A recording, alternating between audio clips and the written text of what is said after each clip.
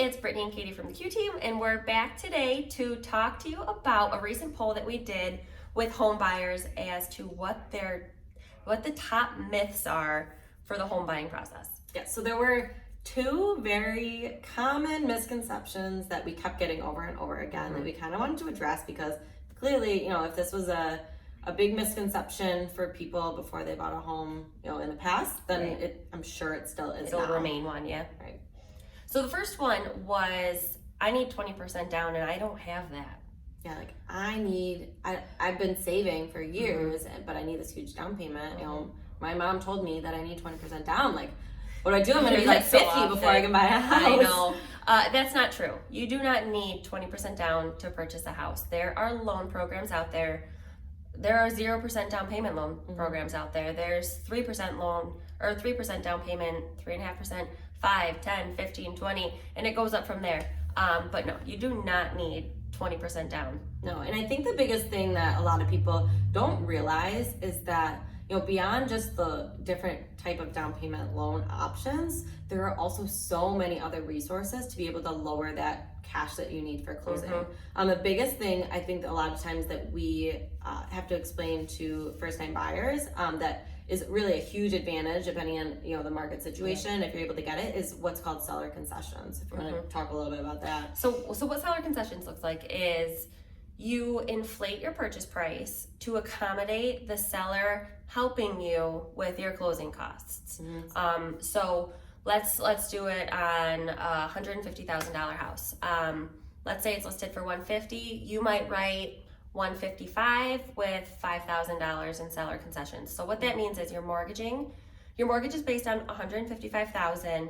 The seller is getting $150,000, and that $5,000 difference is going to be applied towards your closing costs. So that can lighten the load from your bank account as to what you need to bring to closing. Yeah, so it's really a nice way that kind of banks, I think a lot of them have sort of, it's basically a way for them to kind of allow you to finance some of your closing costs, but it's a great way for first-time buyers and buyers that haven't been able to save up a ton of money to be able to lower that out-of-pocket cost. Because a lot of them can afford a house, they can afford the payment, but that cash needed to close is kind of a little bit of a hiccup. So I always use a simple example like that, and it's just a way to kind of negotiate in some of that instead of negotiating off the price necessarily. A lot of times we can negotiate off those closing costs.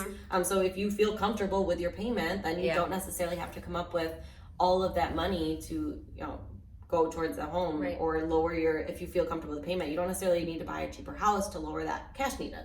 And with interest rates as low as they have been over the past several years, I'm even finding that some people are asking for concessions even if they don't need them, because it's cheap money. So they'll keep a cushion of money in their bank account for a rainy day, for a home project, just as a backup, so that they're not strapped for cash, they're not depleting their bank account, because it's cheap for them to do it that way. Yeah, and a lot of people kind of I kind of want that, I don't want to deplete my savings. I kind of want to either a safety net, or if something goes wrong, or if I want to buy a new couch and a new appliances, or whatever the case may be, we can kind of help you through figuring out how can we maximize the amount of money that you have in your pocket and make you as competitive and strong of a buyer as possible.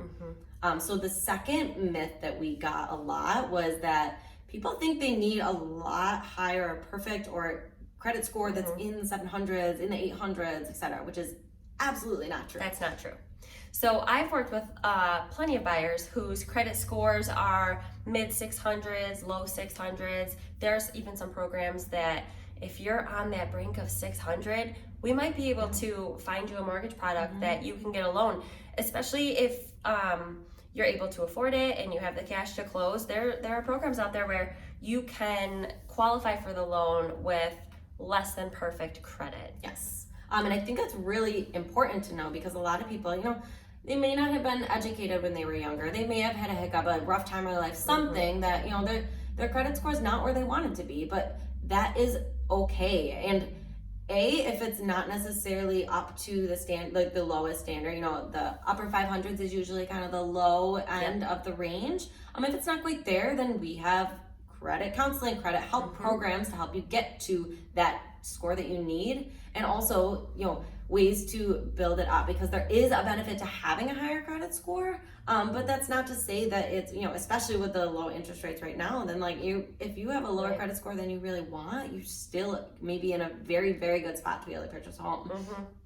And a lot of times, we've spoken to this previously, it's always beneficial to kind of monitor your credit, because sometimes there's something on your credit that doesn't belong to you and it could be hindering your score.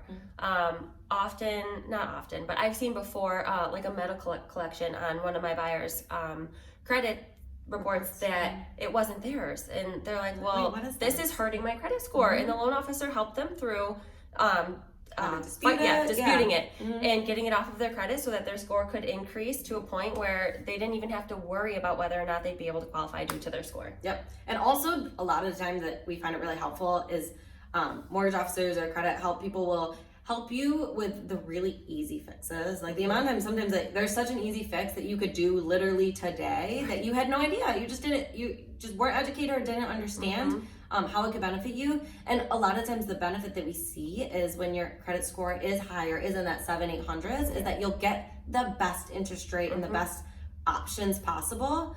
So that is why we would like it to, or why you would like it to be as high as you can, because it's just going to afford you the best loan option possible. Right. But it's not necessarily necessary. Yeah, that doesn't mean that there aren't products out there that are still great that you could take advantage of with a lower score and still get into your new house. Yeah, so if you kind of want us to help you with the different loan programs that are out there, with the different % down options, the different concessions, grants, all of that to kind of help lower, if that's been your fear of, I don't think I have enough money, or, I wanted to save more before I buy a house, let's talk about that. And also, if you're like, I don't even know what my credit score is, I don't know how to check it, I don't know how to improve it, any of those things, we'll set you up with someone and we can help you with those steps needed to take to improve your credit. And I also just want to say, some people come to me and they say, I'm a little embarrassed, like I don't have enough money and I think my credit score sucks. Well, one, you don't know what your credit score is, so you don't know that it sucks. And two, you might have enough money based on the different loan programs and the options for help with your closing costs. So if you fell into a believer of one of those myths, please reach out to us. We would love to help you through that. And if buying a home is your goal, we can certainly help with that. Yeah, that's what we got. Yeah, so I mean, we are here to help. We're here to educate you. We're here to help you. We've seen everything. We understand everyone's situation is different. So, just let us know. Don't feel like you can't reach out to us for any sort of questions, help, guidance. So I'm going to drill this into everybody's head. Don't ever be embarrassed. Ever. Because we have seen it all. And we get it all. We get everyone's situation is different. Yep. We understand. We're just here to help. Yep. Yeah. So if you found this helpful, please like the video, share it, subscribe so that you don't miss any future videos of ours, and we will see you next time. Sounds good. Thanks, guys. Bye.